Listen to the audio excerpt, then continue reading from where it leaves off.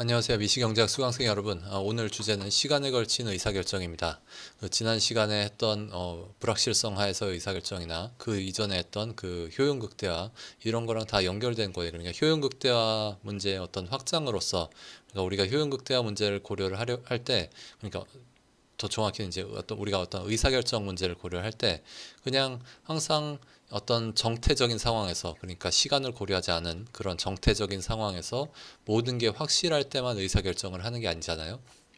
그래서 사실 현실에서는 많은 경우에 어쩌면 대부분의 경우에 이 의사결정을 할 때 많은 불확실성을 직면을 하고 있고 또한 오늘과 내일 혹은 올해와 뭐 내년 이런 시간에 걸쳐서 뭐 어떤 트레이드오프가 존재하는 그런 의사결정을 사실 우리는 굉장히 많이 내려야 하죠. 그래서 이 우리가 의사결정 문제를 고려를 할 때 이 불확실성이랑 시간 이런 걸 다 한꺼번에 고려를 하는 게 사실 굉장히 자연스럽죠. 근데 제가 오늘 이 수업을 준비를 하면서 이제 생각을 해보니까 이 불확실성을 고려를 하는 거는 굉장히 필수적이고 중요한데 그거를 이렇게 보통 교과서에서 그렇게 충분히 다루지 못했다라는 생각이 드는데 이 시간에 걸친 의사결정 문제는 사실 미시보다는 거시에서 많이 다루는 주제여서 제가 이거를 얼만큼 강조해서 얘기를 해야 될지 약간 그게 좀 고민이 되긴 하더라고요. 근데 어쨌든 이거에 대해서도 우리가 충분히 고려를 하는 게 중요하고 왜냐하면은 우리 현실에서 내리는 의사결정 문제들이 우리가 직면한 의사결정 문제들이 대부분 이제 단순히 그냥 어떤 정태적인 상황에서 우리가 뭔가를 결정하는 게 아니라 동태적인 상황, 다시 말해서 오늘과 내일 그리고 뭐 아니면 그 모레 아니면 뭐 올해와 내년 이런 동태적인 상황, 어떤 시간에 걸친 상황에서 의사결정을 내려야 하기 때문에 우리가 이걸 고려를 하는 게 사실 굉장히 중요하긴 하죠. 그래서 오늘 뭐 개념적으로는 엄청 새로운 건 별로 없고 그냥 이 효용 극대화 문제가 어떻게 더 확장될 수 있는지 그래서 우리가 효용 극대화라는 그 프레임워크를 이 의사결정 문제에서 어떻게 더 이렇게 플렉서블하게 더 유연하게 그걸 사용할 수 있는지 그런 거를 좀 보는 거라고 생각을 하시면 될 것 같습니다. 그래서 이 시간에 걸친 의사결정 영어로 하면 이제 intertemporal decision making이라고 그러니까 이게 어떤 시점 간 그러니까 인터템포럴이라는 건 시점 간 이 뭔가 사건이 발생을 하고 그리고 이 그 시점 간 여러 가지 사건이 발생할 때 우리가 그런 상황에서 의사결정을 어떻게 하는지 요 문제를 우리가 생각을 해보는 거죠. 예를 들어서 뭐 가장 대표적인 예로 보통 거시경제학에서 많이 고려하는 거시경제학의 어떻게 보면 굉장히 근본적이고 굉장히 기본적인 그런 문제가 이런 문제죠. 오늘 얼만큼 소비하고 얼만큼을 또 내일을 위해서 저축 혹은 투자를 할 것인가.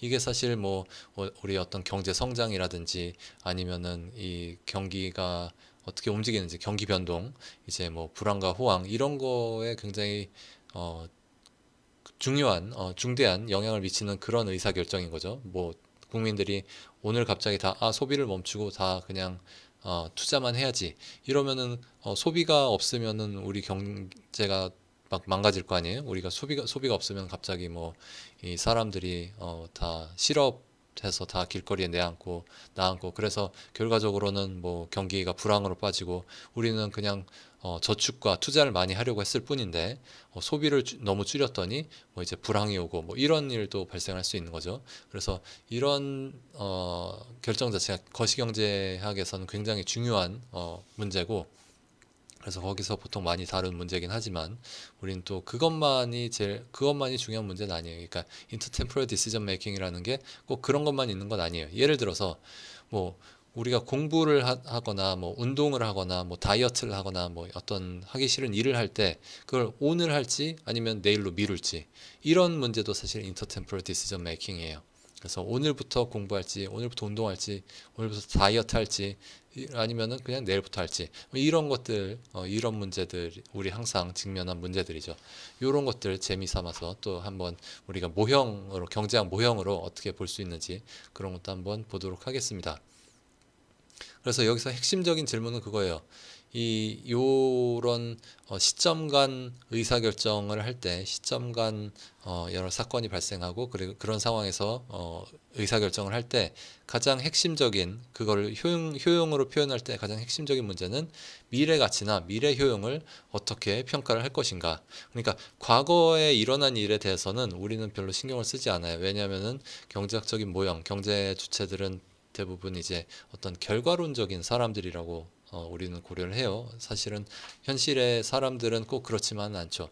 과거의 일들도 중요하고 그래서 우리가 과거의 추억 같은 것도 생각하고 막 이런 것들도 있고 그 과거의 어떤 벌어진 일들 때문에 뭐 미래의 어떤 행동이 바뀌기도 하고 막 그렇지만 우리가 그냥 효용 극대화 문제를 고려를 할 때는 대부분 이제 그냥 우리의 결과만 생각하는 과거에 일어난 일은 그냥 벌어진 일은 벌어진 일이고 그냥 앞으로 그게 어떻게 미래에 영향을 미칠지만 고려해서 이제 효용 극대화 문제를 보통 풉니다.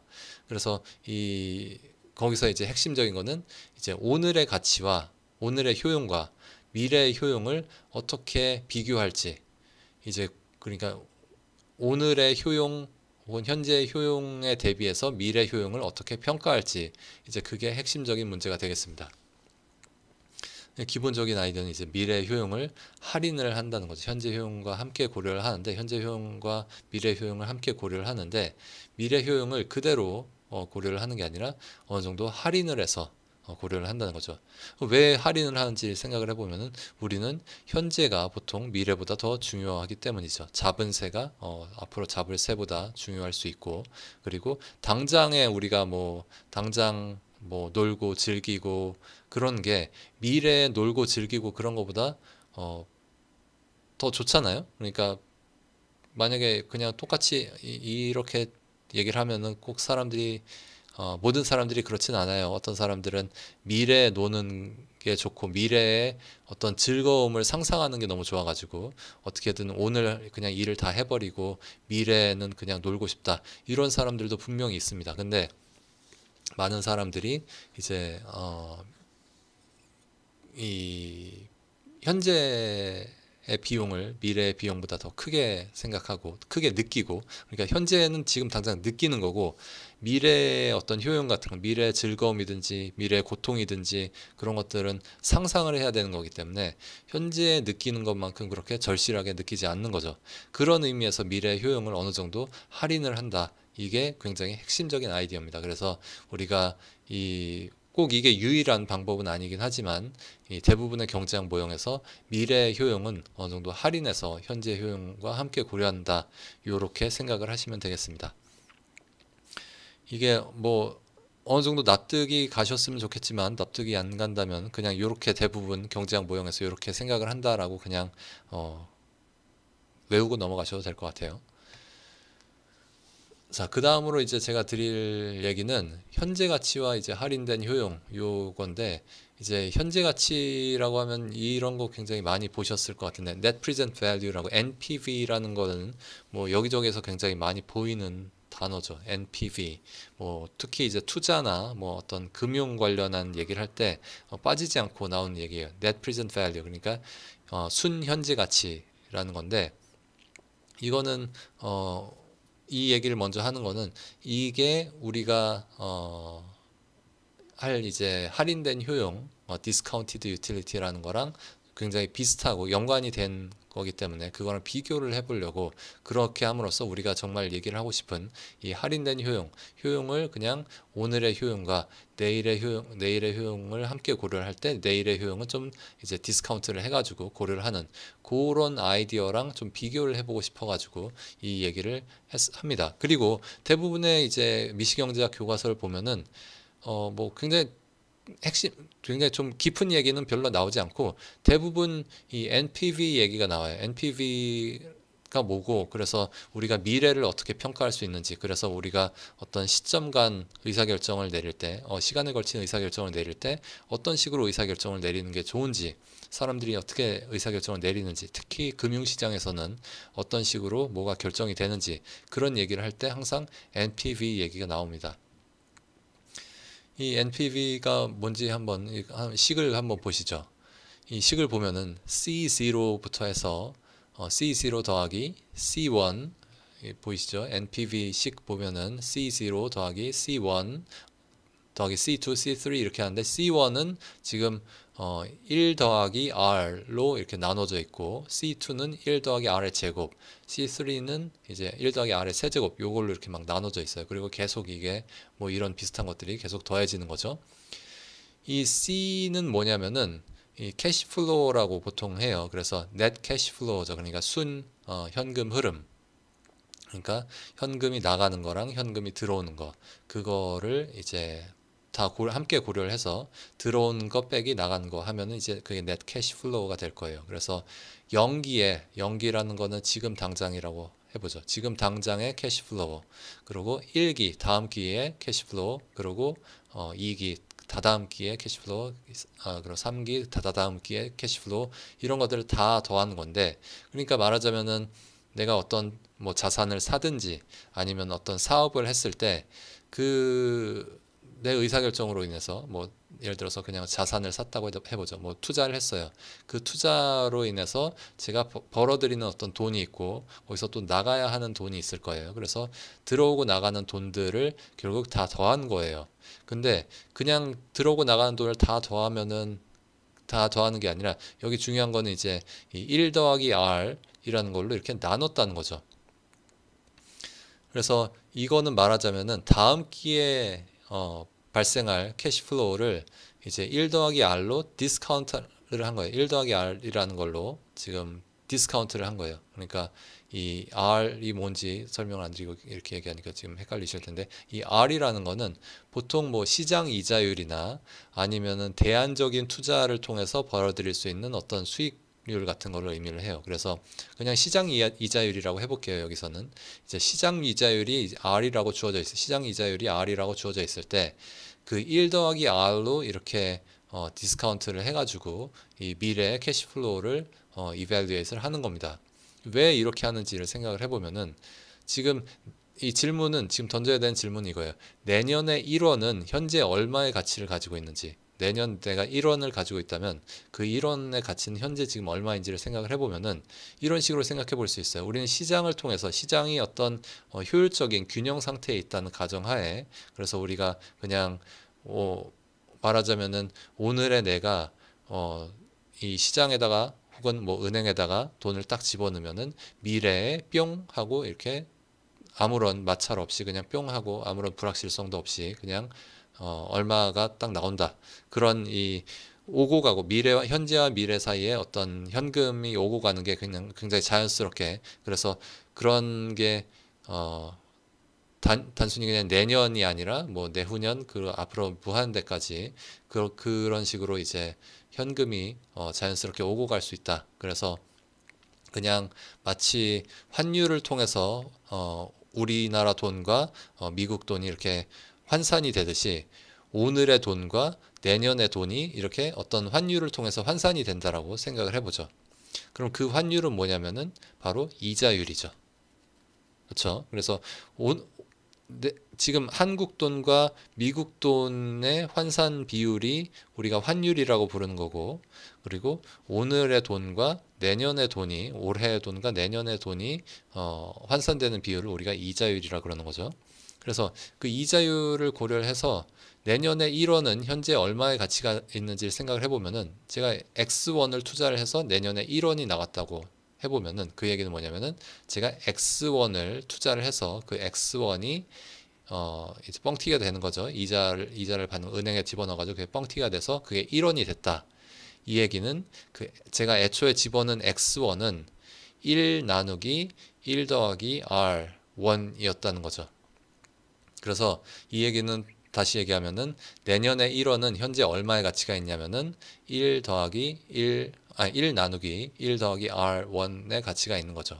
그리고 내년에 100만 원은 100만 원 나누기 1 더하기 R1만큼 가치가 있고, 그러니까 그 이자율을 이용해서 미래 금액을 이제 현재 돈으로, 미래의 돈을 현재의 돈으로 이렇게 환산을 할 수가 있는 거죠.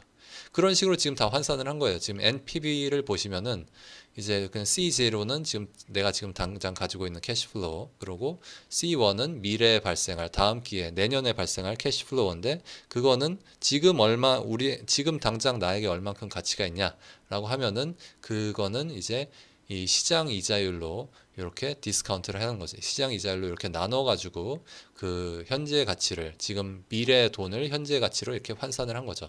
그리고 내후년의 돈도 마찬가지예요. 내후년의 돈도 이렇게 이 미래 이제 복리가 적용이 되는 거죠. 2년 동안 그냥 그대로 묵히면은 그 돈이 이렇게 계속 복리를 통해서 이렇게 더 가치가 올라갈 테니까, 그만큼 미래의 돈을 현재로 환산을 할 때는 또 그만큼 더 디스카운트를 해야 되는 거죠. 그렇게 해서 쭉 이어지는 겁니다. 그래서 이 NPV가 충분히 크고 뭐 양수이고 그래야지 이제 투자를 하는 게, 요 지금 캐시플로우를 발생하는 자산이 정확히 뭔지는 제가 얘기를 하지 않았지만, 어쨌든 그 자산에 투자를 했을 때 Net Present Value가 양수고 그 값이 제법 커야지 여기에 투자를 하는 것이 의미가 있다. 여기에 투자를 하는 것이 적당하다.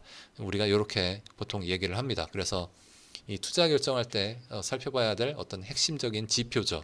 그러니까 이 지표 하니까 제가 지난 시간에 효용이라는 거는 어떤 지표다. 우리가 의사결정을 할 때 보는 어떤 지표다.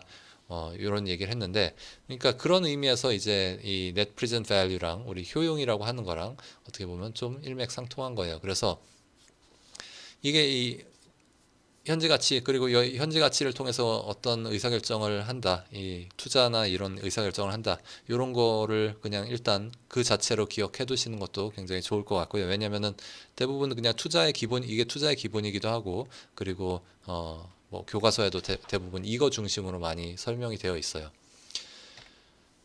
저는 이 얘기에서 멈추지 않고 더 나아가서 이제 우리가 관심 있는 이 디스카운티드 유틸리티, 그러니까 할인된, 주관적으로 어떤 할인된 이 효용이라는 거를 말씀을 드리고 싶은데, 이 디스카운티드 썸이라고도 많이 해요. 그러니까 디스카운티드 썸 오브 유틸리티라고도 많이 하는데, 요 large U를 이렇게 쓸 수 있는 거죠. 이 small u는 이 어떤 한 시점에 느끼는 어떤 효용이에요. 그래서 small u 하나하나는 이제 어떤 한 시점에 느끼는 효용들인데, 그것들을 이렇게 쭉 더하는 건데, 더할 때 우리는 각각 베타라는 애를 다 곱해서 더하고 있어요.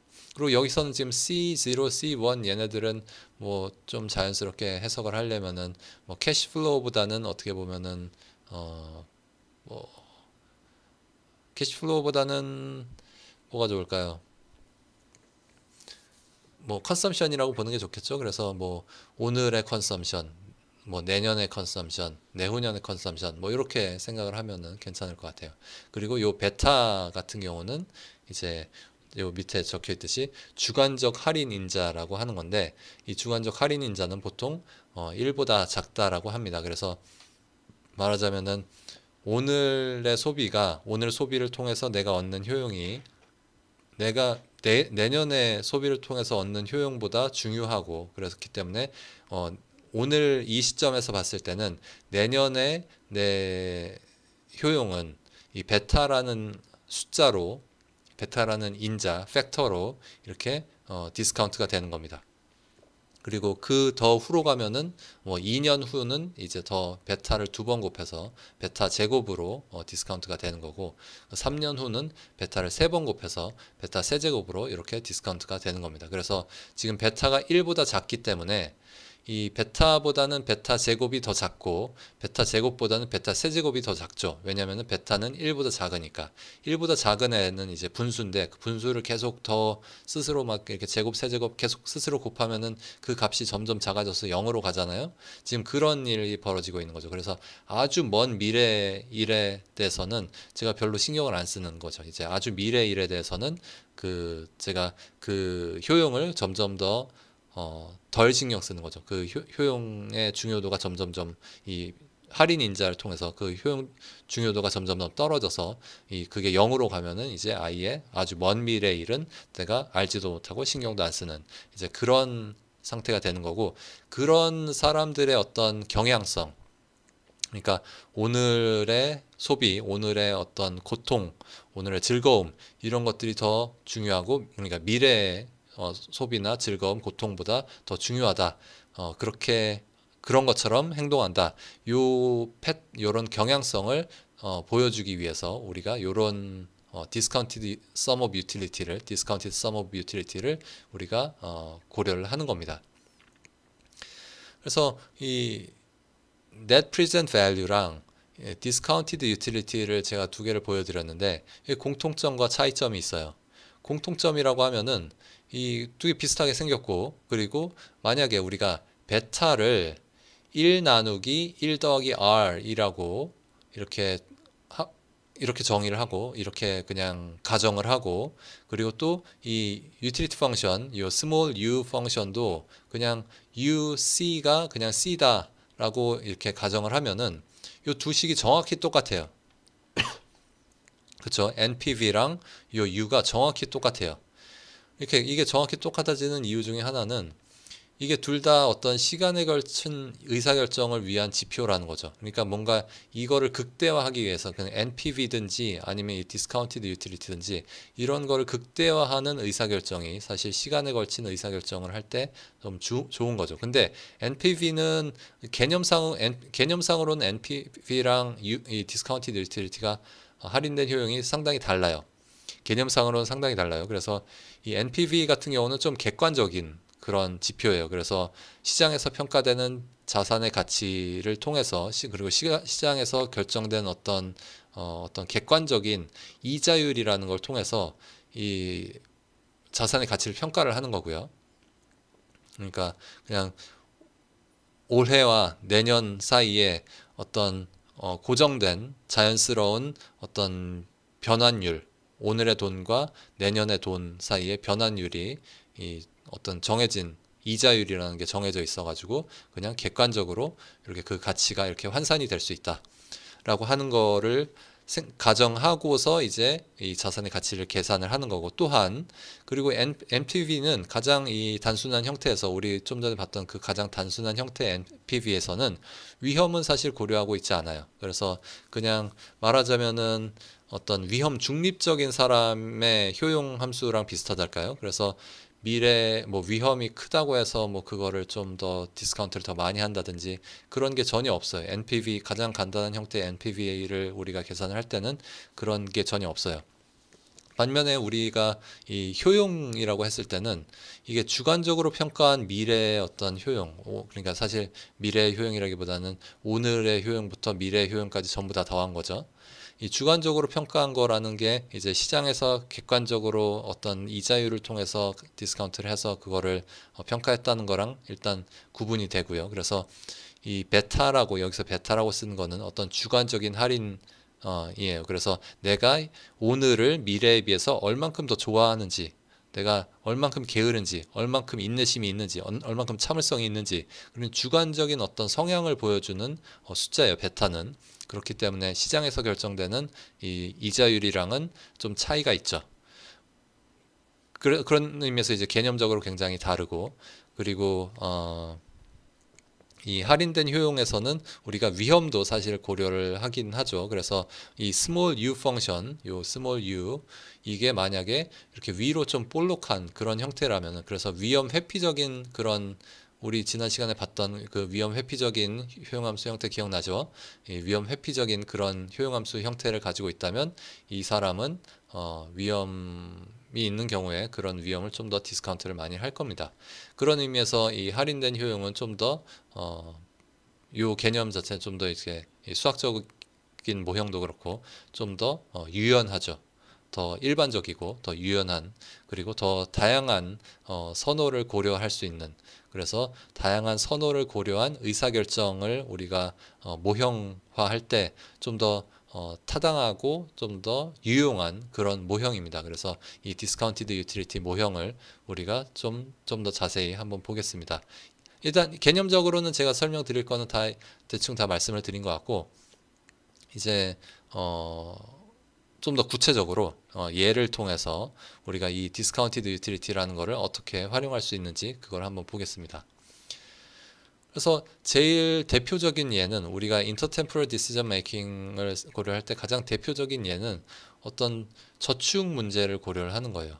이 저축 문제라는 건 아까도 말씀드렸지만 어떤 거시경제 모형의 되게 기본이 되는 거고요. 그리고 이게 그런 이유는 뭐지? 경제 성장이든 경기 변동이든 뭐 그런 것들이 다 이제 이 저축을 얼만큼 하고 투자를 얼만큼 하고 뭐 소비를 얼만큼 하고 이런 것들에 의해서 이제 다 결정이 되는 거기 때문에 저축 혹은 소비 요 결정, 요 의사 결정은 굉장히 거시경제에선 중요한 그런 거고 우리가 인터템포럴 디시전 메이킹 하면은 대표적으로 떠올릴 수 있는 그런 예입니다.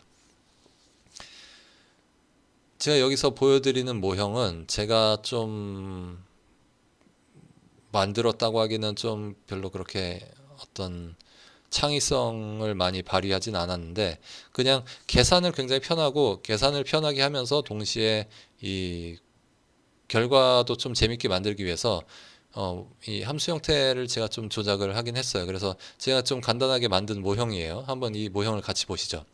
여기 이걸 통해서 제가 보여드리려고 하는 거는 전에 이제 이 효용 극대화 문제 지지난 시간에 효용 극대화 문제를 통해서 제가 수요 함수를 도출을 했던 거를 기억을 하시는지 모르겠어요. 그래서 수요 함수는 뭐냐고 하면은 그냥 단순하게는 수요 함수라는 거는 주어진 가격하에서 얼만큼 소비하려고 할지 그 소비 스케줄 혹은 수요 스케줄이라고 할 수 있지만 그게 수요 함수의 정의이기도 하죠. 근데 뭐 또 다른 한편으로는 수요 함수라는 거는 어떤 소비자의 효용 극대화 소비자의 효용 극대화 문제의 솔루션이다.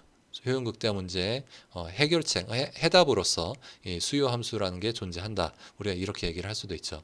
그래서 지지난 시간에 제가 그 수요 함수를 도출하는 걸 보여드렸는데 특히 이제 선형 수요 함수를 도출하는 걸 보여드렸죠. 그거랑 비슷하게 여기서는 어떤 2기간에 걸친 소비 모형을 통해서 이 효용 극대화를 통해서 저축 함수도 도출할 수 있다. 이런 것도 한번 보여드리려고 해요. 그리고 저축 함수는 뭐 이자율의 당연히 이자율의 함수고 그리고 다른 조건들이 바뀌면은 이 저축 함수가 어떻게 변하는지 이런 것들도 함께 조금 간단하지만 한번 살펴보도록 하겠습니다. 이 효용 함수는 이렇게 생겼다고 가정을 해볼게요. 이 1기, 2기가 존재하고요. 그래서 C1, C2가 제 선택 변수예요. C1, C2는 뭐냐면은 C1은 1기의 소비량, C2는 2기의 소비량. 그래서 1기의 소비랑 2기의 소비가 있고 그걸 뭐 더 많이 더 많이 소비할수록 효용은 높아진다. 그러니까 뭐 어떻게든 이제 더 많이 소비를 하고 싶은데 문제는 재산은 제한되어 있어요. 그래서 내가 가지고 있는 재산은 제한되어 있는데 얼만큼 1기에 소비하고 그다음 얼만큼 저축을 해서 2기에 소비할지 이제 요 문제를 고려를 하는 거예요. 이게 전형적인 시점 간 의사결정 혹은 시간에 걸친 의사결정 문제라고 할 수 있겠죠. 근데 수학적으로 보면은 사실 우리가 전에 봤던 그런 효용 극대 문제랑 그렇게 크게 다르지 않아요. 사실 되게 비슷하죠. 그냥 두 개의 어떤 변수가 있고 예를 들어서 이 C1, C2를 이 1기의 어떤 효용 1기의 소비, C2를 2기의 소비라고 하지 않고 만약에 뭐 사과, 배 뭐 이렇게 하면 그냥 두 가지 서로 다른 제품을 각각 얼만큼 소비할지 뭐 이런 의사결정을 내리는 거랑 사실 되게 개념적으로 비슷해요. 다른 점이 있다면 이제 제약 조건에 있죠. 제약 조건을 한번 잘 살펴보죠. 제약 조건 첫 번째 두 개의 제약 조건이 있다고 제가 적어놨는데 첫 번째 제약 조건은 뒤에 더 자세히 적어놨으니까 이걸 하면서 같이 보죠. 이 첫 번째 제약 조건은 뭐냐면은 P1 곱하기 C1이 W보다 작다는 건데 P1 곱하기 C1은 뭐냐면 P1은 이제 그 가격이에요. 1기의 이 소비재의 가격이에요. 1기 소비재 가격 곱하기 소비재를 얼만큼 소비했는지 그러니까 그냥 소비 지출액이죠. 1기의 지출액. 1기의 지출액은 그 1기에 자기가 원래 가지고 있었던 재산 W 1기에 원래 가지고 있었던 재산 W보다 클 수 없다. 그러니까 말하자면은 돈을 빌릴 수 없다. 뭐 약간 이런 가정이긴 한데 그건 사실 그렇게 중요한 가정, 이 가정은 아주 중요한 가정은 아니긴 해요. 돈을 빌릴 수 있다라고 할 수도 있어요. 이 부분은 바꿀 수 있는데 어쨌든 그냥 여기서는 이렇게 한번 가정을 해보겠습니다.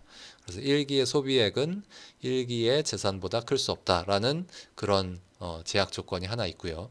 또 다른 제약 조건은 P2 곱하기 C2, 이건 2기의 지출액이겠죠. 2기의 지출액은 요 오른쪽은 당연히 뭐겠어요. 2기에 소지한 돈, 2기의 재산보다 클 수 없다 라는 그런 제약식일 텐데, 요 오른쪽의 식이 이제 2기에 소지한 돈이에요. 왜 그런지 한번 살펴보죠. 1 더하기 R 뭐죠? 1 더하기 R은 이제 원금 더하기 이자 해서 이제 은행에 집어넣어서 이제 돈이 뻥튀기가 된 거예요. 그리고 여기에 곱해진 건 뭐냐면은 W 빼기 P1 곱하기 C1. 그러니까 내가 원래 1기에 가지고 있던 재산이 있었는데 그 중에 P1 곱하기 C1만큼은 자기가 지출을 했죠. 1기에. 그리고 나서 남은 돈인 거죠.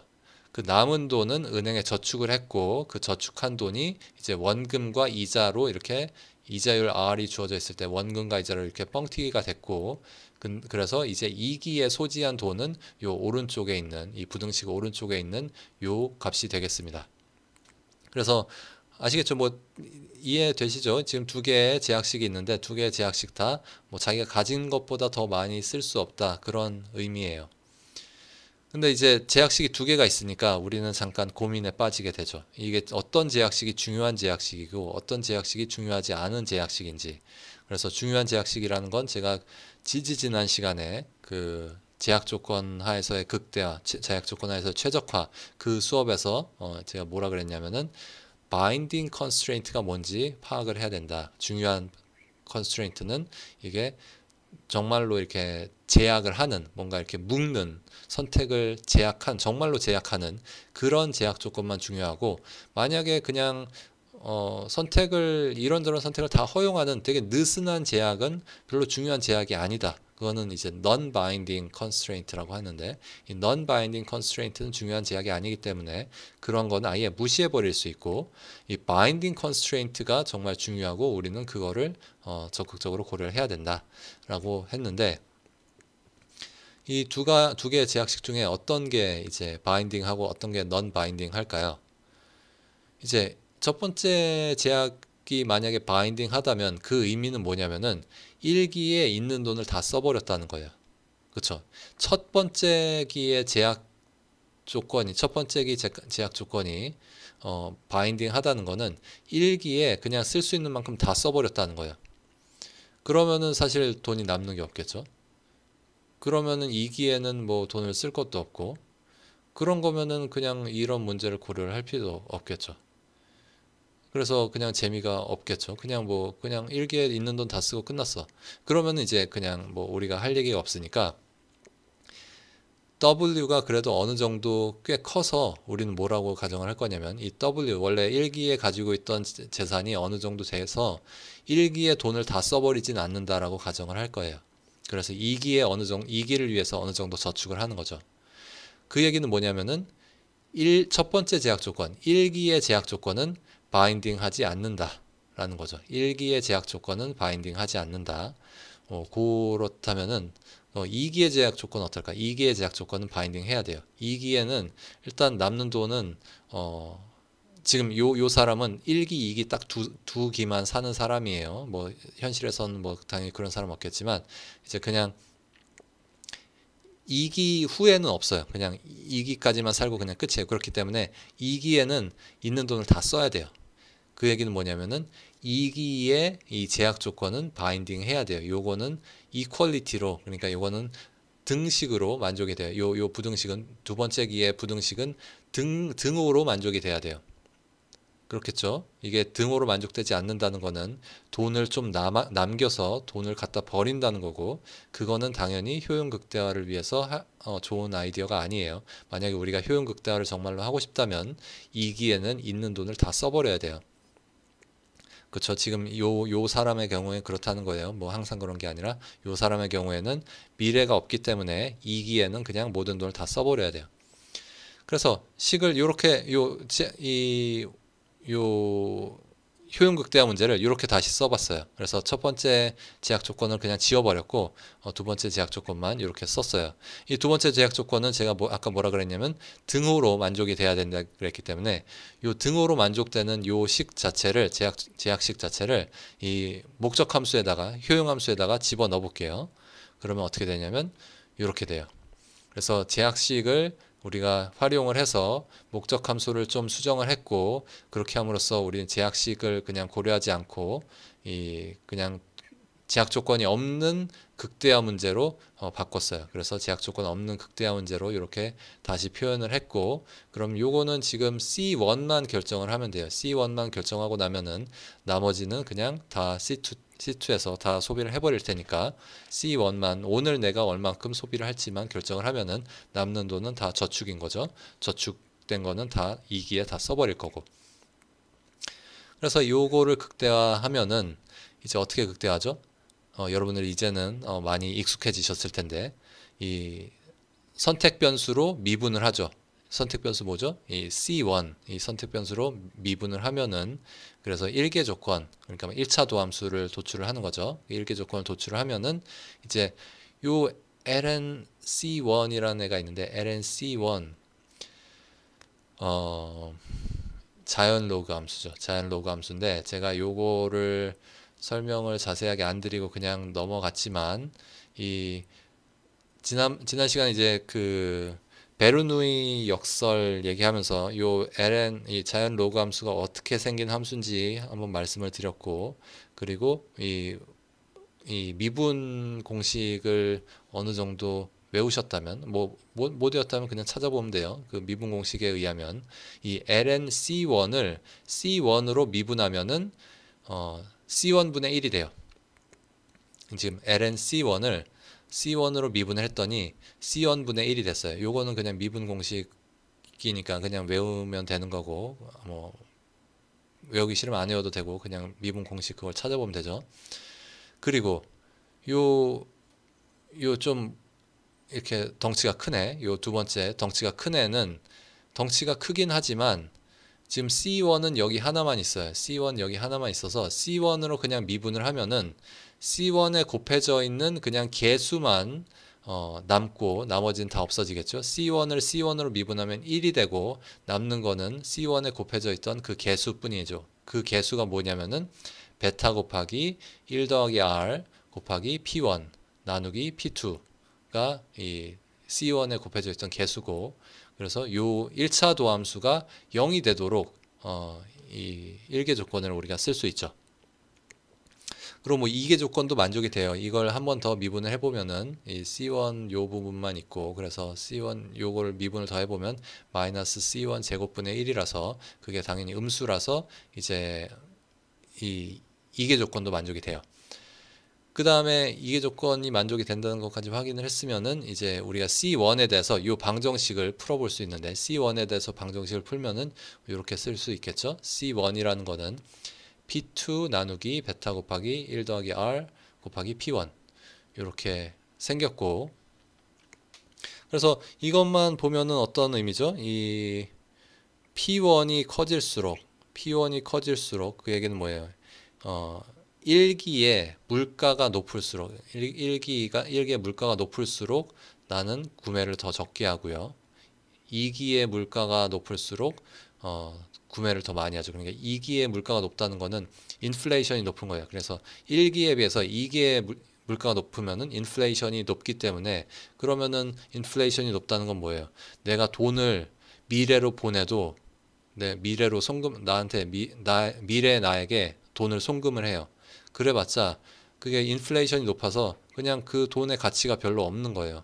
그럴 바에는 미래 나에게 송금하느니 그냥 오늘 더 써버리는 게 나은 거죠. 그런 의미에서 P1에 비해서 P2가 크다면 다시 얘기해서 인플레이션 물가 상승률이 높다면 C1 그러니까 당장 지금 소비를 하는 게 더 좋은 거죠. 그래서 이것도 사실 그 거시경제학에서 좀 재밌는 포인트로 얘기가 되는 건데 이제 물가 상승률을 높여서 이제 물가 상승률이 높은 경우에는 이제 당장의 소비가 더 증가하는 경향이 있죠. 그래서 이 저축이 줄어들고 소비가 증가하는 그런 일이 발생을 합니다. 그리고 요 밑에 베타가 있으니까 요 베타는 뭐냐면은 베타는 미래의 가치를 미래의 소비를 얼마나 크게 중요하게 생각하는지인데 베타가 크면은 뭐예요? 어, 베타가 크다는 거는 미래의 소비를 중요하게 생각한다는 거고 미래의 소비를 중요하게 생각한다면 오늘의 소비는 좀 줄이겠죠. 그래서 베타가 커지면은 C1은 또 줄어들 겁니다. 베타가 커지면은 C1은 줄어들 거예요. 그리고 뭐 1 더하기 R도 마찬가지죠. 1 더하기 R이 크면은 그 다시 말해서 이자율이 높으면은 미래에 송금을 했을 때 미래에 내가 더 많은 돈을 받을 거기 때문에 그러면 더 많은 소비를 할 수 있겠죠. 그래서 미래에 나에게 더 많은 돈을 송금을 하고 오늘은 소비를 줄일 거예요. 이런 것들을 우리가 이 식에서 다 볼 수가 있습니다. 우리가 되게 간단한 문제를 풀었고 되게 약간 굉장히 간단한 효용함수를 고려했고 그런 간단한 문제를 풀었는데 그 안에는 굉장히 좀 깊은 내용들이 많이 담겨져 있죠. 뭐 여기까지만 해도 되지만 한 걸음 더 나아가서 사실 뭐 별거 아니고 똑같은 얘기긴 한데 한 걸음 더 나아가서 저축함수라는 걸 우리가 생각을 해볼게요. 저축은 뭐죠? 저축은 얼만큼 저축했냐면은 내가 원래 가지고 있던 돈 W에서 내가 오늘 쓴 돈 P1 빼기 C1을 빼면은 그 값이 W 빼기 P2 나누기 베타 곱하기 1 더하기 R 이렇게 나와요. 그래서 이 S라는 게 saving, 그러니까 내가 저축을 얼만큼 했는지, 내가 저축한 금액은 이렇게 되는데 요거를 이제 그림으로 그려보면 대강 이렇게 생겼어요. 그래서 이 경제학에서 항상 헷갈리는 거는 이 X축에다가 뭐 어떤 원인인 변수를 넣고 Y축에다가 어떤 결과인 변수를 넣고 그렇게 하지 않고 경제학에서는 보통 X축에다가는 수량을 넣고 Y축에다가는 가격을 놓죠. 여기서 가격은 뭐냐면은 이자율이 가격이에요. 왜냐하면은 여기서는 지금 우리가 어떤 자본시장을 고려를 하고 있기 때문에 자본의 가격은 이자율이에요. 그래서 자본시장에서의 가격은 이자율이기 때문에 여기 이 가격 자리에 이 이자율 R이 들어가 있고요. 그리고 이 수량은 얼마나 저축했는지, 자본을 얼마큼 공급했는지. 그래서 요 S, 이 저축이 이제 요 X축에 들어가 있어요. 그래서 이 식을 요 함수를 그려보면은 이 PW, P2, 베타 얘네들이 다 고정되어 있다고 하고 이제 S랑 R의 관계를 고려를 해서 이제 그림을 그려보면은 이렇게 우상향하는 그래프가 나와요. 당연히 그렇겠죠? 무슨 얘기예요? 이 이자율이 높아질수록 저축이 증가한다. 이자율이 높아질수록 나는 오늘 당장 소비하기보다는 미래에 나에게 송금을 하면은 미래에 내가 더 많이 소비할 수 있기 때문에 미래에 나에게 더 많이 송금을 할 거라는 거죠. 그게 바꿔 얘기하면은 내가 더 많이 저축을 할 거라는 거죠. 그래서 그게 그렇게 나오죠. 그러니까 이 이자율이 높을수록 저축은 더 증가한다. 이자율이 높을수록 내가 소비는 더 줄이고 당장의 소비는 줄이고 저축을 더 많이 한다. 이런 걸 우리가 알 수 있고 그리고 또 뭘 볼 수 있어요. 여기 제가 지금 이 그림에 베타가 작은 경우, 베타가 큰 경우 이렇게 나눠서 두 가지를 그렸는데 베타가 커졌을 때, 지금 베타가 작은 경우에서 베타가 큰 경우로 이동하는 걸 생각을 해봅시다. 그러니까 베타가 커졌어요. 베타가 커졌다는 건 뭐예요? 이 사람이 더 미래의 효용을 더 신경 쓰게 됐다. 뭐 참을성 혹은 인내심, 페이션스, 미래에 대해 그러니까 오늘에 비해서 오늘의 효용에 비해서 미래의 효용을 더 높게 생각했다. 그리고 어떻게 뭐 참을성이 더 높고 뭐 그런 거죠. 그래서 미래까지 더 많이 잘 기다릴 수 있게 됐다. 그러면은 요 저축함수가 요 오른쪽으로 이렇게 이동을 해요. 저축함수가 더 사람들이 더 이제 끈기가 있어지고 더 오래 기다릴 수 있게 되면은 저축함수가 이렇게 오른쪽으로 이동을 해요. 그 얘기는 뭐냐면은 같은 이자율 하에서 저축량이 늘어나는 거죠. 그러니까 이자율이 같더라도 사람들이 더 미래를 더 신경을 쓴다면 저축을 더 많이 할 거라는 거죠. 그래서 미래를 더 많이 신경 쓰는 사람들이 있는 그런 세상, 그런 경제에서는 이 저축도 이자율이 같다고 할지라도 저축은 더 오른쪽에 있을 거예요.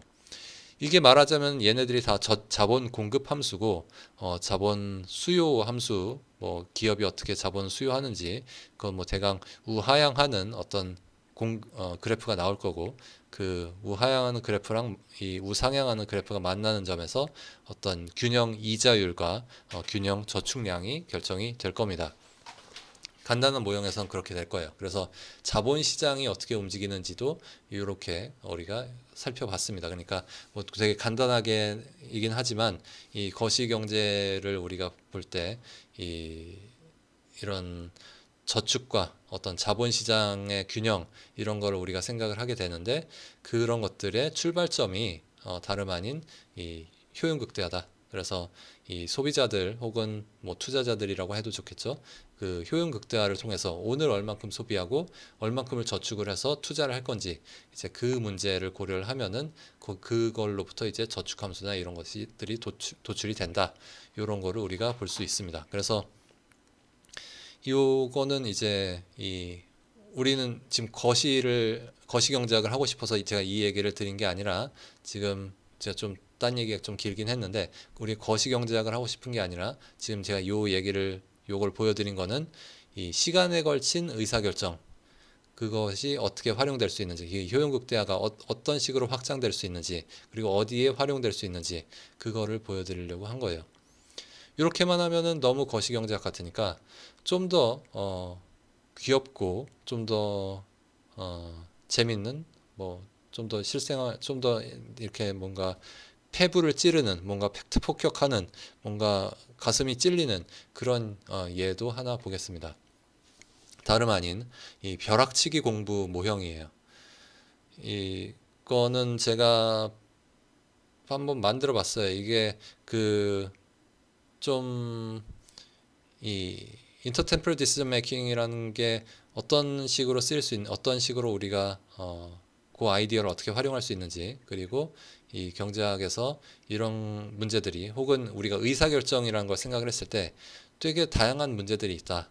그리고 우리 일상생활에서 이런 문제들을 찾아보려면 얼마든지 찾아볼 수 있다. 요거를 한번 강조해서 보여드리고 싶어가지고 요거를 간단하게 한번 만들어 봤습니다.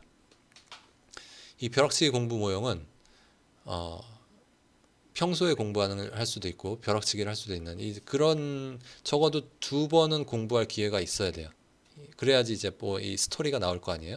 그래서 이 최소한 2번은 공부할 기회가 있고, 그리고 마지막에는 이제 시험을 봐서 뭐 성적을 받겠죠.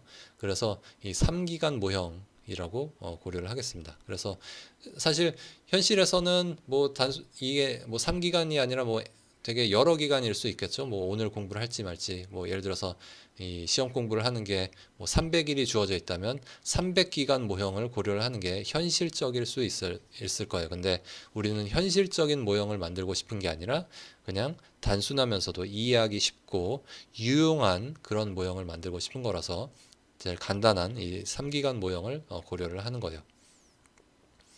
이 3기간 모형에서 이제 2번에 걸친 의사결정이 일어납니다. 그래서 효용함수부터 그냥 간단하게 먼저 설명을 드리면, 이 효용함수는 이렇게 생겼어요. E1, 마이너스 E1은 이제 effort예요. 그냥 노력, effort, 공부를 하는지 안 하는지. 요 E1이 이제 1기의 노력. 요 뒤에 나오는 E2는 2기의 노력. 그 다음에 3기가 되면은 시험을 보는데, 이 공부를 했는지 안 했는지에 따라서 성적이 나올 거예요. 그리고 뭐 다른 어떤 불확실성은 없다라고 가정을 할게요. 뭐 그런 것들은 뭐 가정을 하면 현실적이긴 하겠지만, 그런 것들이 이제 스토리에는 뭐 큰 영향을 주지 않기 때문에 그냥 간단하게 이 스토리만 전달하고 기본적인 어떤 직관만 전달하기 위해서 모형을 최대한 간단하게 제가 만들었습니다. 그리고 이 효용 극대화를 할 때 앞에서는 제가 거의 항상 이 미분을 사용을 해가지고 효용 극대화하는 것들을 보여드렸는데, 그것만, 효용 극대화는 그렇게만 하는 게 아니라는 걸 또 보여드리고 싶어가지고 이 사람들의 선택을 아예 미분이 불가능한 그런 문제로 고려를 했어요. 그래서 미분이 불가능하다는 건 제가 무슨 얘기냐면은, 지금 이 에포트 E1, E2 얘네들이 0 혹은 1 값만 가져요. 그러니까 0 혹은 1의 값만 가지니까 이게 이렇게 디스크릿하게, 그러니까 디스크릿하다는 거는 연속적이지 않은 거죠. 이렇게 이산적으로 이렇게 띄엄띄엄 되어 있기 때문에 이런 거는 미분을 할 수가 없어요. 그냥 하나하나 따져보면 경우의 수를 하나하나만 따져보기만 하면 돼요. 이렇게 하는 게 좋은지 저렇게 하는 게 좋은지 그냥 하나하나 따져보기만 하면 돼요. 그래서 이 원 노력 1기의 노력은 0 혹은 1의 값을 가져요. 0은 공부를 안 하는 거예요. 1은 공부를 하는 거예요. 특히 1기에 공부를 한다는 거 제가 어떻게 해석을 하고 싶냐면은 평소에 공부를 하는 거예요. 그래서 이 원이 1이면은 그건 평소에 공부를 하는 거예요. 그 다음에 이 2가 또 0이거나 1일 수 있는데 그거는 벼락치기예요. 그래서 이 2가 0이면은 그거는 벼락치기를 안 하는 거고 이 2가 1이면은 그거는 벼락치기를 한 거예요. 아시겠죠? 그래서 이런 식으로 해석을 해보려고 해요. 그래서 1기에 노력할 수 있고 2기에 노력할 수 있는데 걔네들은 다 0 혹은 1이고 그 다음에 이 평소에 공부를 하는 거든지 벼락치기 공부를 하든지 뭐 이런 걸로 해석할 수 있고 그 다음에 이 V 값이 있는데요. 이 V 값 3기에 발생하는 어떤 V라는 값이 있는데 요거는 좋은 성적을 받았을 때의 기쁨이라고 해석을 해보겠습니다. 그러니까 실제로 어떤 이 노력의 성과죠. 노력을 했을 때 어떤 value가 발생을 하는데 어떤 utility가 발생을 하는데 기쁨, 효용이 발생을 하는데 그게 이제 요 V예요.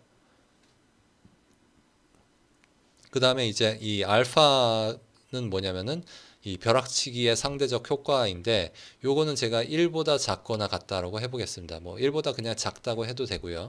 그래서 벼락치기가 그냥 평소에 공부하는 것보다 덜 효과적이라는 거죠. 말하자면 아이디어는 그런 거예요. 그냥 벼락치기가 평소에 공부하는 것보다 더 효과적이라면 그냥 다 벼락치기만 하면 되는 거니까 이제 그런 상황은 일단 요 모형 안에서는 그게 뭐 현실에서는 뭐 그렇다고 할지라도 그런 사람도 있다고 할지라도 일단 그런 거는 좀 잊어버리고 그냥 이 어떤 학습 효과 이 공부를 해서 결과적으로 얼만큼 남는지 아니면은 그 성적이 얼만큼 잘 나오는지 이런 것만 고려를 했을 때 벼락치기의 효과가 벼락치기의 효율성이 평소에 공부하는 것보다 좀 안 좋다라고 가정을 해볼게요. 그래서 알파가 1보다 작다는 거는 요 뒤에 요식 보면은 요 맥스 하고서 요 꾸불꾸불한 괄호 안에 이 원과 알파 곱하기 이 2가 있는데 요 맥스 오퍼레이터는 뭘 뜻하는 거냐면은 요 두 값, 이 원 혹은 알파 곱하기 이 2, 요 두 값 중에 큰 값을 의미해요. 요 두 값 중에 큰 값이 요 맥스 값이에요. 그러니까 더 큰 값이 그러니까 최대 값이죠. 맥스라는 건 최대니까 이 E1과 이 알파 곱하기 E2 중에 더 큰 값이 요 맥스 값이다. 근데 알파가 어디 곱해져 있냐면은 E2에 곱해져 있죠. 그 얘기는 뭐냐면은 E1은 그냥 뭐 만약에 평소에 공부를 했으면 요건 그냥 1이 되는 거고요.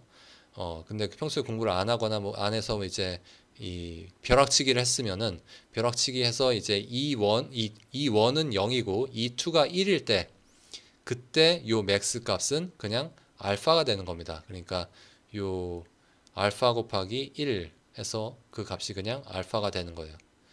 그랬을 때 이제 그 value 자체가 이 3기에 얻는 value 자체가 좀 낮은 거죠. 그러니까 좋은 성적을 받았을 때 좋은 성적을 받을 확률이 좀 낮다. 이런 식으로 이해를 할 수 있을 것 같아요.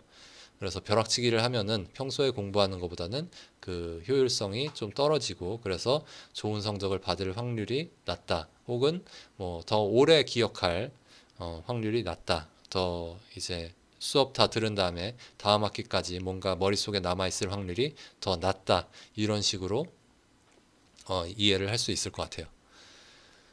그래서 이 알파는 1보다 작다. 이렇게 가정을 했고 그리고 또 하나 가정을 제가 하고 싶은 거는 알파 곱하기 베타 곱하기 V 알파 곱하기 베타 곱하기 V 이것이 1보다 크다라고 가정을 할 거예요.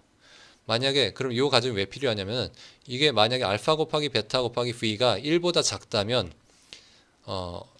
요 모형을 풀어보면 어떤 결과가 나오냐면은 그냥 벼락치기도 안 하는 게 좋은 걸로 나와요. 그러니까 그냥 귀찮아서 벼락치기도 안 하는 거예요.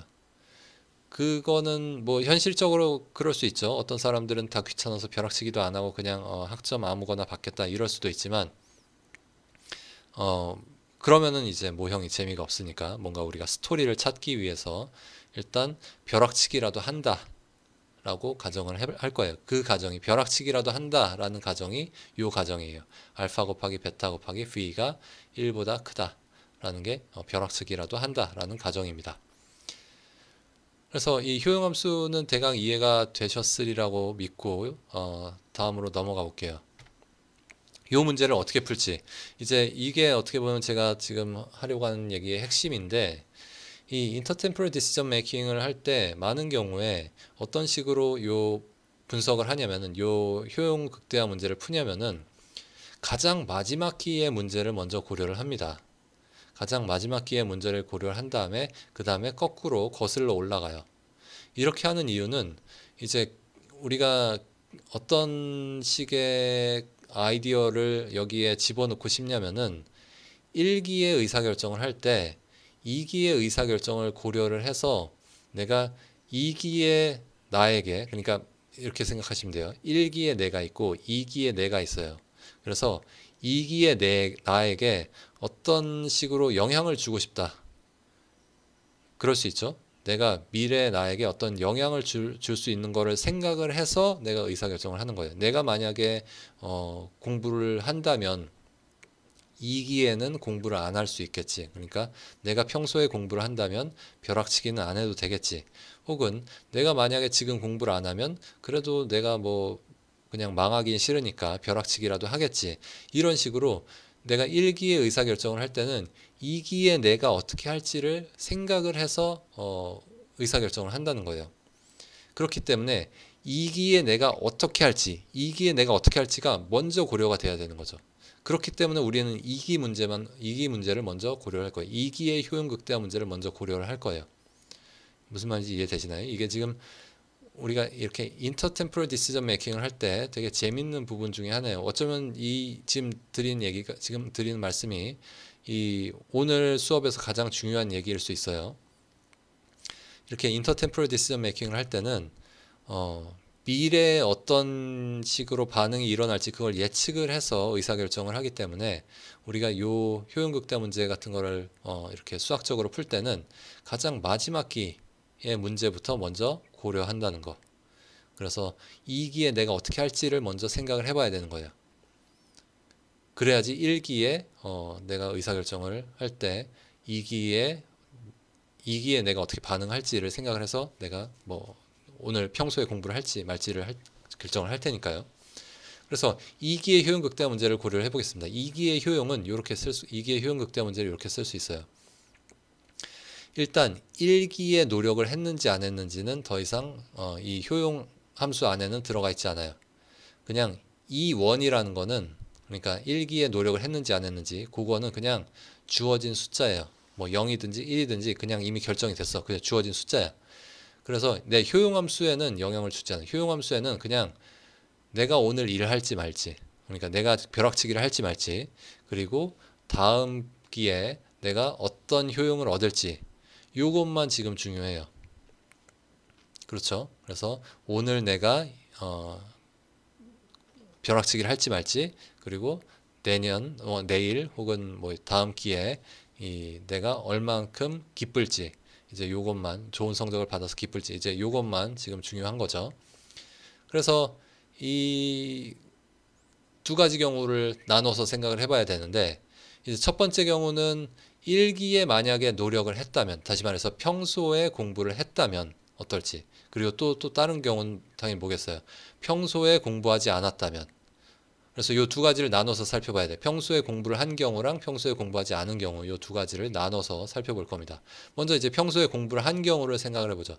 평소에 공부를 했다면 결론은 굳이 벼락치기 할 필요 없다는 거예요. 다시 말해서 최적의 벼락치기 전략은 벼락치기를 하지 않는 것이다 인 거예요. 왜 그런지 따져보면은 일단 이 평소에 공부를 했다라고 해보죠. 평소에 공부를 했고 그 다음에 내가 만약에 공부를 안 한다면 내 효용 뭐냐면은 E2가 0이니까 여기 E2는 0이 들어가고요. 그 다음에 E1이 1이고 그 다음에 E2가 0인데 1과 0 중에서 큰 값은 뭐냐면은 1이죠. 그래서 요 맥스 값은 1이에요. 그래서 다 그냥 곱해지면은 그게 베타 곱하기 V가 됩니다.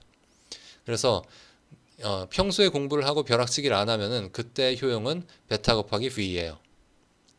그쵸? 그리고 만약에 평소에 공부하고 벼락치기도 한다면 그때 효용은 마이너스 1 더하기 베타 곱하기 V예요. 왜 그런지 생각을 해보면은 지금 벼락치기를 했으니까 벼락치기 한 노력 비용이 들어가고요. 노력 비용이 마이너스 1이 나오고, 근데 이 뒤에 부분은 변하지 않아요. 어차피 평소에 공부를 했기 때문에 벼락치기를 하지 않아도 어차피 나는 성적을 잘 받을 거예요.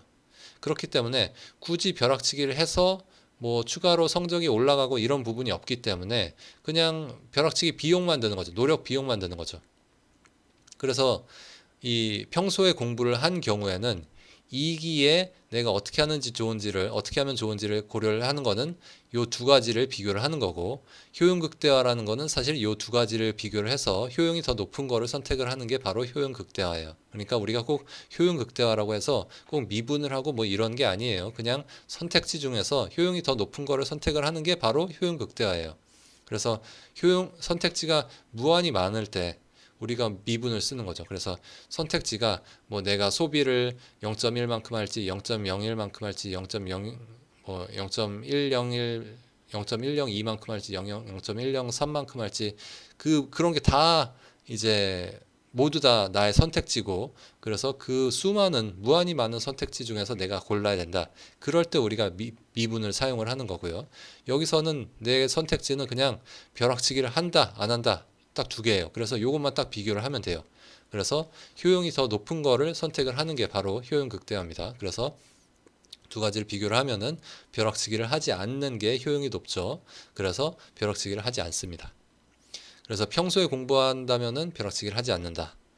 이게 뭐 현실이랑 맞는지 안 맞는지 그걸 꼭 그렇게 일일이 하나하나 따지실 필요는 없어요. 그냥 뭐 기왕이면 현실이랑 좀 일치하면 좋긴 하지만 꼭 일치하지 않는다고 해서 뭐 그냥 눈에 쌍심지를 켜고 그럴 필요는 없어요. 그냥 대강 어느 정도 대강 이 흐름이 맞는 것만 이렇게 확인을 하시면 되고, 이게 직관적으로 말이 되는지만 생각을 하면서 따라오시면 좋을 것 같아요. 그 다음에 평소에 공부를 안 했다면 그래서 이 원이 0이라면 그때는 벼락치기를 해야 돼요. 다시 말해서 최적의 벼락치기 전략은 벼락치기를 하는 것이죠. 또 비슷하게 우리가 따져볼 수 있어요. 만약에 평소에 공부 안 했는데 벼락치기도 안 한다면 그때 효용은 0이에요. 그냥 평소에 공부도 안 하고 벼락치기도 안 하고 그냥 성적도 0이고 성적도 그냥 개판으로 받고, 그때 효용을 우리가 0이라고 볼 수 있습니다. 그리고 만약에 평소에 공부를 안 했는데 벼락치기라도 한다면 그때 효용은 이제 E2가 1이니까 여기에 지금 이 E2 자리에 1이 들어가서 이게 노력 비용이 마이너스 1이 발생을 하고요. 그 다음에 E1은 이 맥스 펑션 보죠. 맥스 펑션 보면은, 맥스 오퍼레이터 보면은 E1 같은 경우는 지금 0이고 E1이 0이고 그 다음에 E2가 1이기 때문에 그 값이 알파죠. 그래서 맥스 값이 요 맥스 오퍼레이터 안에 있는 값이 알파로 나와요. 그러면은 알파 곱하기 베타 곱하기 V가 되죠. 그래서 마이너스 1 더하기 알파 곱하기 베타 곱하기 V인데, 이 앞에서 이 가정으로 뭐라 그랬냐면 알파 곱하기 베타 곱하기 V가 1보다 크다라고 가정을 했어요. 그 가정이 무슨 가정이냐고 했냐면 벼락치기를 해야 되면 벼락치기를 한다라는 가정이라고 했는데, 그래서 이 벼락치기를 해야 되는 상황에서는 벼락치기를 하는 거예요. 그래서 효용 두 가지, 이 0이랑 알파 곱하기 베타 곱하기 V 빼기 1이랑 비교를 해보면은 가정에 의해서 알파 곱하기 베타 곱하기 V 빼기 1이 더 크고, 그렇기 때문에 이 벼락치기를 합니다. 이게 2기의 효용 극대화의 결론이에요. 그래서 그 결론만 다시 정리를 해보면은, 만약에 평소에 공부를 했다면 벼락치기를 안 하고 평소에 공부를 안 했다면 벼락치기를 한다. 이게 이제 2기의 행동입니다. 그리고 2기에 그렇게 할 거를 1기에 예상을 하고서 지금 1기에 공부를 할지 말지를 결정을 할 거예요. 그래서 평소에 공부를 할지 말지를 결정을 할 때 내가 벼락치기를 해야 될 때 과연 벼락치기를 할까? 그걸 생각을 하는 거죠. 그래서 생각을 해보니까 1기의 효용 극대화 문제는 이렇게 쓸 수 있어요. 그래서 1기의 효용은 이렇게 쓸 수 있고요. 요 효용 함수를 이제 극대화하는 거고요. 이 앞에 max가 빠졌는데 이 max 해서 요 내가 오늘 공부할지 말지를 평소에 공부할지 말지를 이렇게 결정을 하고 그 다음에 그걸 결정을 할 때 뭘 고려하냐면은 내가 벼락치기를 해야 될 때 벼락치기를 하는지 하지 않는지를 고려를 하는데 그거는 간단하게 이렇게 정리가 되죠. 만약에 내가 평소에 공부를 하지 않는다면 벼락치기를 할 것이고 평소에 공부를 한다면 벼락치기 하지 않을 것이다. 요게 내가 그 2기의 전략, 내 2기의 전략이에요. 내가 2기에 어떻게 반응할지 요거를 고려한 상태에서 내가 1기에 의사결정을 하는 거죠. 그래서 그냥 의사결정을 그냥 해보면 돼요. 그 두 가지 경우의 수를 따져서 만약에 내가 평소에 공부를 한다면 그때 효용이 얼마인지, 내가 평소에 공부를 한다면 벼락치기는 하지 않을 것이니까 E2는 0이고요.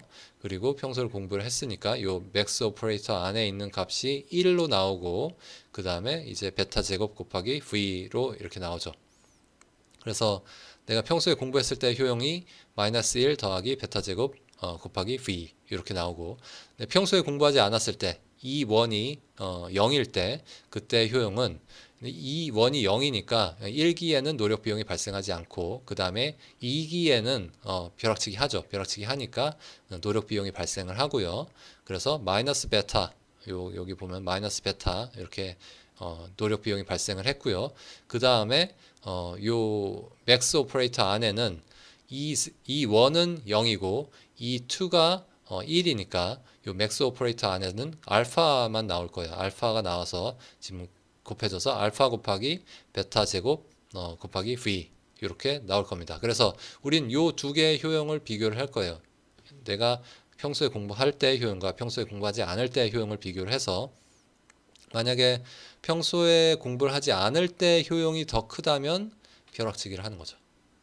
만약에 평소에 공부를 하는 거에 효용이 더 크다면 평소에 공부하고 벼락치기는 하지 않을 것이고 그래서 벼락치기 할 조건을 이렇게 정리를 해볼 수가 있습니다. 뭐 엄청 대단히 중요한 주제에 대해 경제학적인 연구는 아니지만 그냥 재미 삼아서 뭐 하는데 좀 되게 그럴듯해 보이지 않나요? 이 그럴듯해 보이는 것 식을 한번 이렇게 다시 풀어서 써보면은 요 아래식 보시죠. 이 아래식을 보면은 왼쪽에는 V랑 알파만 있고 오른쪽에는 베타만 있어요. 근데 요 오른쪽에 있는 요 베타에 관한 식이 어떤 식이냐면은 베타가 커질수록 작아지는 식이에요. 베타가 커질수록 요 오른쪽의 식은 작아져요. 그래서 요 부등식이 만족되기 쉬운 조건은 베타가 작아야 돼요. 요 부등식이 만족이 되려면 베타가 작아야 돼요. 베타가 작으면은 그 얘기는 뭐냐면은 미래 효용을 많이 디스카운트 한다는 거죠. 미래 효용을 많이 디스카운트하고 혹은 현재 효용이 너무 중요하고 그런 사람은 벼락치기를 할 확률이 높죠. 그러니까 미래에 내가 공부를 하는 비용이 있지만 그 비용은 별로 중요하지 않고 당장 내가 공부를 하기가 너무 싫어요. 그런 사람들이 이제 벼락치기를 한다는 거죠.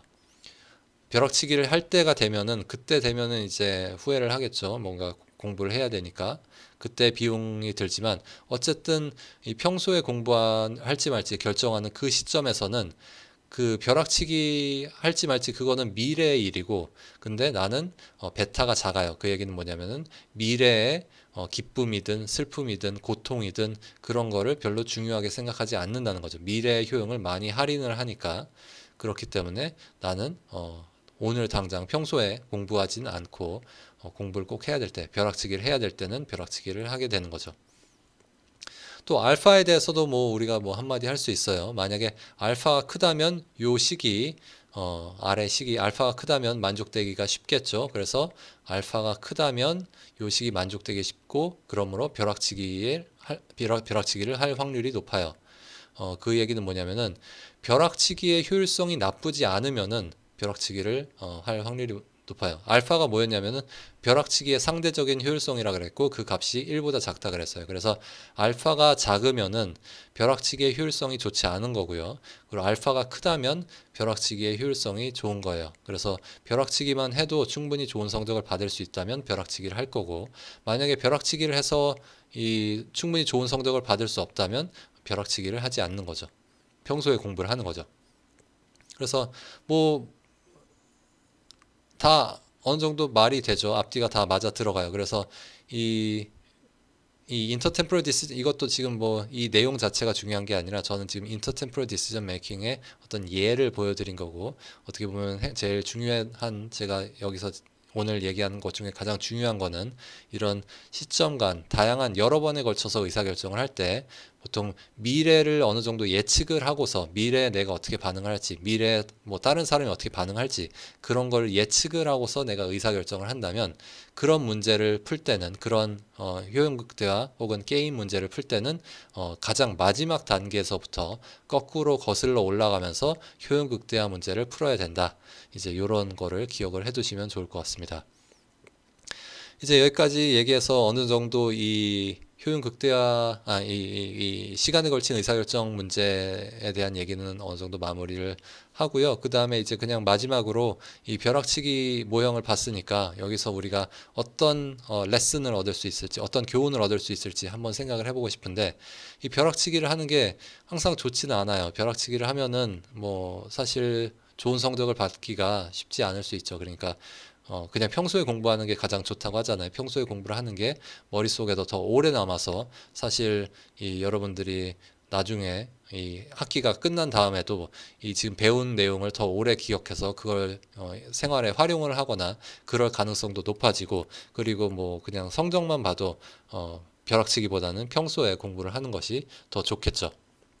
그래서 그런 벼락치기의 문제점들이 있기 때문에 벼락치기를 하지 않으려면 어떻게 해야 되는지 그런 고민을 해볼 수 있는데, 벼락치기 하지 않으려면 지금 요 모형에 따르면, 요 모형에서 우리가 볼 수 있는 레슨은, 얻을 수 있는 레슨은 뭐냐면은 알파를 작게 만들면 된다라는 생각이 들어요. 요거 딱 보면 알파를 작게 만든다. 그러니까 벼락치기의 효율성을 떨어뜨리는 거죠. 그러니까 뭐 여기서 베타라든지 뭐 V라든지 이런 것들은 그냥 어떤 주어진 것들이에요. 여러분의 그냥 성향이 그런 걸 수 있잖아요. 여러분 뭐 그냥 뭐 천성적으로 게으를 수 있어요. 뭐 누가 뭐 어떻다 그런 게 아니라 그냥 천성적으로 오늘 당장이 너무 중요하고 미래 일은 뭐 별로 덜 중요하고 뭐 그럴 수 있어요. 뭐 대부분의 연세대에 다니는 학생들은 대부분 그렇지 않을 거라고 생각하긴 하지만, 뭐 베타, 그러니까 제가 드리려고 하는 얘기는 베타는 그냥 주어진 거고, 그걸 여러분이 여러분의 성격을 그렇게 막 한순간에 뜯어 고칠 수는 없는 거잖아요. 지금 우리가 조작을 할 수 있는 부분은 어떤 거냐면은 이 벼락치기 부분인데, 벼락치기를 효율성을 떨어뜨려 버리면은 그거를 예측을 하고, 여러분들이 나는 벼락치기는 못하겠어, 벼락치기는 못할 것 같아, 이런저런 제약 때문에 벼락치기를 못하기 때문에 나는 평소에 공부를 해야 돼, 이렇게 될 수 있다는 거죠. 벼락치기를 하지 않으려면, 평소에 공부를 하려면 벼락치기 하기를 어렵게 만들어야 된다는 거죠.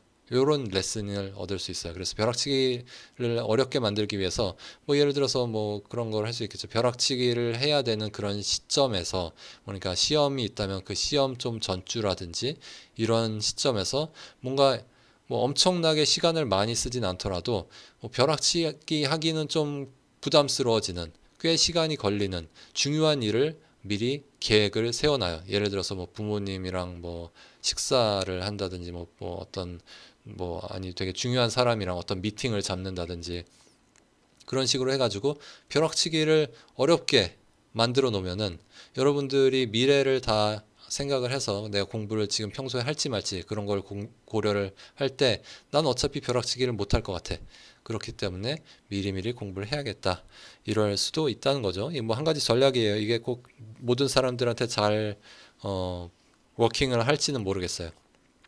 어쨌든 뭐 그렇습니다. 네, 오늘은 여기까지 하겠습니다. 감사합니다.